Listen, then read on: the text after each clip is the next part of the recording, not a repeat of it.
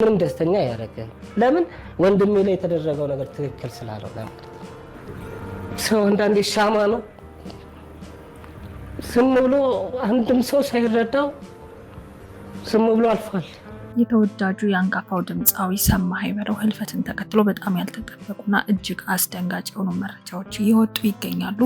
ልጁ ሁሉንም ሚስጥር ተናግሯል። የድምፃዊ ድንገተኛ የሆነ ህልፈት ምክንያት የሆኑት 2 ሰዎች በቁጥጥር ስር መዋላቸው ተሰምቷል። እነዚህ ሰዎች እነማን ናቸው? ለምንስ ህይወቱን ለመቅጠፍ ፈለጉ? የሚለውንና አጀብ ያስባለንን ጉዳይ እናደርሳችኋለን። በዚህም ታዲያ የ35 ዓመት የትዳር አጋሩ የልጆቹ እናት የሆነችው ባለቤቱ ሀዘኑ ከቁጥጥሯ ውጭ በመሆኑ በከባድ እና አሳሳቢ የጤና ሁኔታ ላይ እንደሆነች መረጃዎች ወጥተዋል። ብቻ ውድ ቤተሰቦቻችን የነዚህና የሰማኸኝ በለው ህልፈትን ተከትሎ የተፈጠሩ ከባባድ ጉዳዮችን አጠናክረን ይዘናል። ብቻ እናንተ ቪዲዮ ላይክ፣ ሼር፣ ሰብስክራይብ በማድረግ እስከ ፍጻሜው አብራችሁን ዝለቁ። ወደ ዝርዝር መረጃው እናመራለን።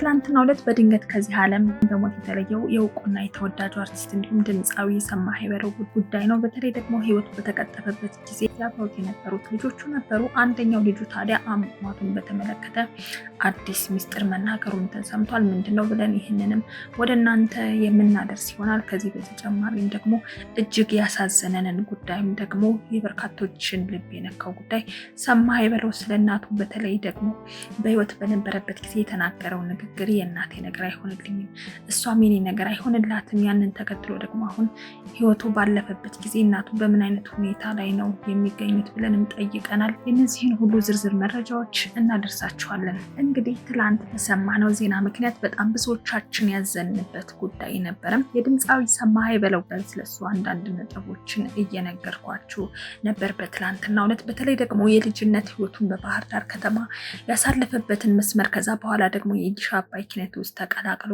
የመጣበትን መንገድና በኪነ ጥበቡ እንዲህ ያለፈበትን ሂደት ስናጫውታችሁና ስናጋራችሁን ቆይተናል። ታዲያም ህልፈት ህይወቱን አስመልክቶ በጣም በርካታ ታዋቂ ሰዎች መልእክቶቻቸውንም ልከዋል። የሀዘን መግለጫቸውን ካወጡ ከተናገሩ ሰዎች መካከልም አንደኛው ተወዳጁ ቴዎድሮስ ካሳሁን ቴዲ አፍሮ ይገኝበታል።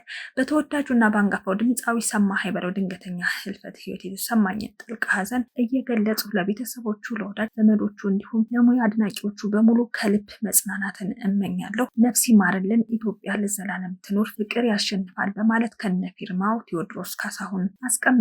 ከቴዲ አፍሮ ባለፈ ደግሞ እንግዲህ እንዲህ ያለውን መልእክት የላከው አብሮ አደጉ ተወዳጁ ድምፃዊ አሜሪካን ሀገር ኑሮውን ያደረገው ይሁኔ በላይ ይገኝበታል። ይሁኔ በላይ በግሻ አባይ ኪነት ውስጥ አብረው ሰርተዋል። በተለይ ደግሞ የጎጃም ባህላዊ ስራዎችን በሚገባ በማቀንቀንና በጣም በርካታ መድረኮች ላይ በጋራ እንደሰሩ ይነገራል። አብሮ አደጉ ጓደኞችም ናቸው ማለት። የሰማኸኝ በለውን ህልፈት ሰምቼ እጅጉን አዝኛለሁ፣ እግዚአብሔር ነፍስን ይማር በማለት ይሁኔ በላይ ያስቀመጠውን መልእክት ይናገራል። በሌላው ልብን የሚነካ መልእክቱ ደግሞ ይሁኔ በላይ ሲናገር ደናሁን ጓዴ ደናሁን በማለት ነው ሀሳቡን የሚጀምረው። ከልጅነታችን ጀምሮ ጥበብ አገናኝታን በግሻ አባይ የባህል ቡድን ውስጥ ብዙ ትዝታ፣ ፍቅርና የማይረሳ የህይወት ጉዞ አብረን አሳልፈናል ይላል ይሁኔ በላይ። የውድ ጓደኛዬን ህልፈት ስሰማ ልቤ በእጅጉ ተሰብሯል፣ ስሜቴንም በቃላት ለመግለጽ እጅግ በጣም ተቸግሬያለሁ፣ ቃላት አጥሮኛል እያለ ነው የሚናገረው። ይሁን እንጂ እንግዲህ ሞት ከዚህ ዓለም ወደ ጌታ የሚደረግ ሽግግር መሆኑን አምናለሁ ይላል። መሐሪው አምላክ ነፍስን በአብርሃምና በይስሐቅ እንዲሁም ደግሞ በያዕቆብ ያኖርልን፣ በገነትም ነፍስህ በሰላም ትረፍ፣ መጽናናትን ይስጠን በማለት ነው ጨምሮ ይሁኔ በላይ የተናገረው። ተወዳጅ ከሆኑ ወጣት ድምፃውያን መካከል ደግሞ አንደኛው የሆነው ሳሚዳንም እንዲሁ የሀዘን መግለጫውን አስተላልፏል። መልእክቱንም እንዲህ ሲል ነው የገለጸው። ሰሜ ባላገሩ ልብ የሚሰብር ሀዘን ነው። ፈጣሪ የቤተሰብን ሀዘን እንዲያቀልጽል ያለው ኢትዮጵያን እስከ መጨረሻው ድረስ አገልግለሃታልና እናመሰግንሃለን፣ እንወድሃለን፣ ነፍስን ይማርልን ብሎም ሳሚዳን ለሀገር ከተነሳ አይቀር ሰሜ ባላገሩ በምንም አይነት ሁኔታ ውስጥ ቢሆን ሀገሬ ላይ መኖር ሀገሬ ላይ መሞት ነው የምፈልገው በማለት በተደጋጋሚ በልዩ ልዩ ቃለ መጠይቆች ላይ ሲናገርም ተደምጧል። ሰሜ እጅግ ሀገር ወዳድ ከሚባሉ ታዋቂ ሰዎች መካከል የሚመደብ እንደሆነም የህይወት መንገዱ የሚያስረዳ ነው። ምንም ቢሆን ከኢትዮጵያ መራቅ አልፈልግም፣ ደሜም አጥንቴም ሁሉ ነገር ኢትዮጵያ ላይ ነው ያለው ሲልም ሲመሰክር ነው የኖረው። እንግዲህ የሰማኸኝ በለው ድንገተኛ ህልፈት ጥያቄውን ጭምር እየፈጠረ ነው። ቀደም ብዬ በመግቢያችን ላይ እንደነገርኳቸውና ከቅርብ ጊዜ ጊዜያት ባጋጠመው ውፍረት ምክንያት በጣም ብዙ ሰዎች ህመም እንዳለ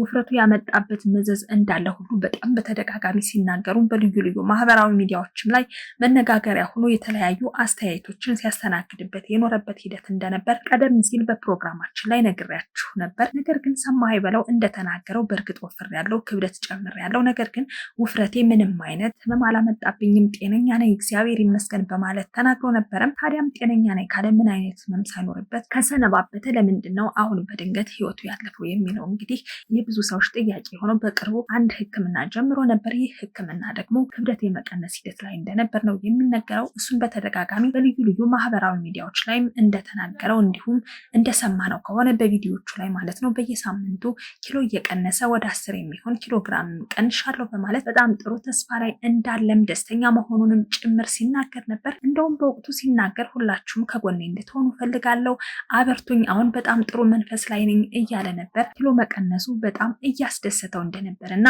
ሲናገር የነበረውና አሟሟቱን በተመለከተም ከአርቲስቶች በተለይ ደግሞ ከድምፃውያን ጋር በጣም ጥብቅ ግንኙነት እንዳለው በጣም ጥብቅ ግንኙነት እንዳለው የሚታወቀው አቻሬ ጫማ በዩቲዩብ ገጹ በኩል ሀሳቡንም አስቀምጦም ተመልክተናል። አቻሬ እንደተናገረው ከሆነ ሰሞኑን ከሰማኸኝ ጋር በተደጋጋሚ ይደዋወሉ እንደነበር፣ እጅግ በጣም ጤነኛ እንደሆነ፣ በጣም ጥሩ ሁኔታ ላይም እንደነበር ነው አቻሬ የተናገረው። ከአንደኛው ከሰማኸኝ በለው ልጅ የሰማሁት ግን እጅግ በጣም የሚያሳዝንና ዘግናኝ ነገር ነው ብሏል። በጥሩ ሁኔታ ላይ እና በጥሩ መንፈስ ሰንብቶ ጠዋት ግን ድንገት ድካም አይነት ስሜት ተሰማውና ደከመኝ በማለት ነው በማለዳ ለልጆቹ የነገራቸው። ከዛ ሁለቱ ልጆቹ ደግፈው እስኪ ወደ ሐኪም ቤት እንሄድ ለማንኛውም ብለው መኪና ውስጥ አስገብተው ጉዞ ይጀምራሉ። በጣም በሚያስገርም ሁኔታ ግን ድንገት ከወንበሩ ላይ ሸርተት ብሎ እዛው የተቀመጠበት ወንበር ላይ ዘንበል አለ። ከዛ በኋላ ወደ ሐኪም ቤት ወሰዱት። ብዙም አልቆየም። ሐኪም ቤት እንደገባም ነው ህይወቱ ያለፈው በማለት የሰማኸኝ በለው ልጅ የሆነው እስራኤል ነግሮኛል ሲል ነው እንዲህ አቻሬ በመረጃ ያጋራን። በጣም የሚያሳዝን ክስተት ሆኖ ነው የተመለከትነው። ህይወቱ ካለፈ በኋላ በመንደሩ የሚገኘው እድር ተሰባስቦ ድንኳን ተተክሎ የአካባቢው ሰዎች አንድ ላይ ሆኖ ቤተሰቦቹን ማጽናናት ላይ እንደሚገኙ ነው አቻሬ ስፍራው ላይ ተገኝቼ ያለውን ሁኔታ እንዲህ ነው የተመለከትኩት በማለት ነው ጨምሮ የተናገረው። ከዚህ ባለፈ አቻሬ የተናገራቸው ነጥቦች ደግሞ ከቀብር ስነ ስርዓቱ ጋር የተገናኘ ሌላ ሀሳብ ነው።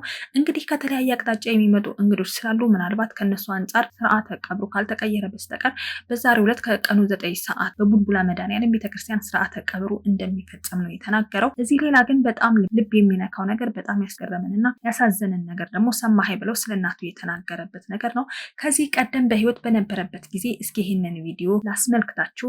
የእናቴ ነገር አይሆንልኝም ይላል ሰማኸኝ ብለው። እሷም የኔ ነገር አይሆንላትም። ጠዋት ከእንቅልፌ ስነሳ ፈጣሪን አመስግኜ ስልኬን የምነካው እናቴ ጋር ለመደወል ነው። እናት አለም ጋር እደውላለሁ። እናቴም ጋር ደውዬ እናቴ አለሽ እላታለሁ።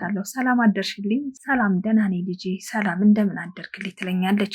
ቁርስ ቀመሽ ስላት ኧረ ያንተን ድምፅ ሳልሰማማ ፍጹም እህል ውሃ አልቀምስም ትላለች። ካሁን በኋላ ያንተን ድምፅ ሰምቻለሁ፣ ቡና ጠጣለሁ፣ ድምፅህን ሰማሁኝ፣ በልቻው ደህና ደርልኝ፣ ነገም ደውልልኝ ብላ በሚገርም ፍቅርና ትስስር አብረው ብዙ ዘመናቸውን እንዳሳለፉ ሰማኸኝ በለው ተናግሯል። ሰማኸኝ በለው ከእናቱ ጋር በየቀኑ ሳይደዋወሉ ውሎ እንደማያውቅ ነው የገለጸው። በጣም ጥብቅ የሆነ ግንኙነት የነበራቸው እናትና ልጅ ናቸው። ይህን ያህል የእሱን ድምፅ ሳይሰሙ ምግብ መብላት፣ ቡና መጠጣት እንኳን የማይችሉ ሰው እንደነበሩ ነው የሚያሳየው። ከዚህ ቃለ መጠየቁ የተረዳ ነውና አሁን ታዲያ ይህንን የመሰለ ልጃቸውን እጅግ የሚወዱትን ልጃቸውን ሲያጡ በምን አይነት ሁኔታ ላይ ነው ሆነው ይህንን ጉዳይ መቀበል የሚችሉት የሚለው እጅግ በጣም አሳሳቢ ጉዳይ ነው። እንግዲህ ከአንዳንድ የዜና ምንጮች እንዳገኘናቸው መረጃዎች ከሆነ የድምፃዊ ድንገተኛ የሆነ ህልፈት ምክንያት የሆኑት 2 ሰዎች በቁጥጥር ስር መዋላቸው ተሰምቷል የሚል ዜና ነው። እንግዲህ ይህንንም ተከትሎ የአርቲስት ሰማኸኝ በለው አሟሟት ይመርመር፣ ይጣራልን፣ ማብራሪያ እንጠብቃለን። ይህ ነገር በቸልታ የምናየው አይሆንም። ለሞት ያበቃው የጤና ችግር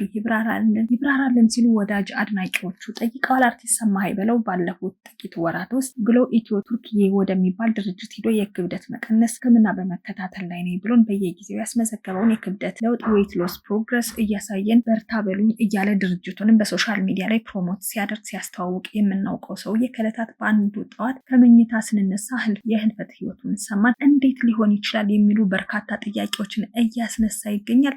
አርቲስት ሰማኸኝ በለው ለክብደት መቀነስ የተጠቀመው መድኃኒት ሳይረዳው ቀርቶ ነው ወይንስ መድኃኒቱ ራሱ ጎድቶት ነው ወይንስ በህመም ምክንያት እየተከሰተ የነበረውን የክብደት መቀነስ ነው? ልክ በሕክምና የተገኘ አቺቭመንት አስመስለው ማስታወቂያ ሲሰሩበት ሌሎችንም ሊያጠምዱበት ሲሯሯጡ የከረሙት ይህንን ነገር በቸልታ የምናየው አይሆንም። ለሞት ያበቃው የጤና ችግር ይፈራልን። ዝም ብሎ በደፈናው ብቻ ባደረበት ህመም በሕክምና ሲረዳ ቆይቶ ከዚህ ዓለም በሞት ተለየ የምትለው ዜና እረፍት ሴንስ አትሰጠንም። ይህ አይነቱ የሞት ዜና በብዙ አርቲስቶች ላይ በጣም ተደጋገመ።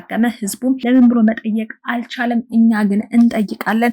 ለዚህም ደግሞ ተጠያቂ የሆኑት የሆስፒታሉ ሐኪሞች እንደሆኑም እየተነገረ ይገኛል። ጉዳዩ ምን ደረጃ ላይ ደረሰ የሚለውን ደግሞ እኛ እየተከታተልን ወደ እናንተ የምናደርሳችሁ ይሆናል። ሌላው ደግሞ በታዋቂው ድምፃዊ ሰማሃይ በለው ህልፈት ምክንያት ራሷን መቆጣጠር ያቃታት፣ ሀዘኗን መቀበልና መቋቋም ያቃታት ባለቤቱ አሁን ላይ ያለችበት የጤና ሁኔታ እጅግ በጣም አሳሳቢ እንደሆነም ተነግሯል። አሁንም እሷን እንዳናጣት በጣም እንሰጋለን ሲሉ ልጆቿም ያላቸውን የተሰማቸውን የልብ ስብራትም ጭምር ተናግረዋል። አባታችን አተን ደግሞ እናታችንም እንዳናጣም ብለን እጅግ በጣም አሳሳቢ በሆነና እንዲሁም ደግሞ እጅግ አስፈሪ በሆነ ሁኔታ ውስጥ ነው ያለ ነው ሲሉ በእንባና በሀዘን የተሰማቸውን ነገር ሁሉ ተናግረዋል። እንግዲህ ውድ ቤተሰቦቻችን ከተወዳጁ ድምፃዊ ሰማሃይ በለው ጋር በተገናኘ የወጣው አዳዲስ ጉዳዮችና መረጃዎች ይህንን ነው የሚመስለው። አሁን ባነሳናቸው ነጥቦች ላይ እንግዲህ ሀቻሬ ጫማ ከልጁ እንደሰማሁት ያለውን አዲስ መረጃና ከአሟሟቱ ጋር በተገናኘ የተሰማውን ሚስጥርም እንዲህ አጋራናል። ከዚህ ባለፈ ከወላጅ እናቱ ጋር የነበረውን ጥብቅ የሆነ ግንኙነትና ትስስርም ጭምር አንስተናል። ሌላኛው ደግሞ በዛሬው ዕለት የሚፈጸመውን የቀብር ስነስርዓትን በተመለከተ በተወሰነ መንገድ ያሉትን መረጃዎች አካፍለናቸዋል። እንግዲህ በተለያየ የዓለም ክፍል ሆናችሁ እኛን ተቀዳሚ ምርጫችሁ አድርጋችሁ የምትከታተሉን ውድና የተከበራችሁ ቤተሰቦቻችን እንደምታውቁ ቻናላችን ወቅታዊ፣ ማህበራዊ እንዲሁም አዝናኝና አስተማሪ የሆኑ ልዩ ታሪኮችን እንዲህ እየዳሰሰ ያቀርብላችኋል። አብራችሁን እስከ ፍጻሜ ድረስ ስለቆያችሁ ምስጋናችን ከልብ ነው። በያላችሁበት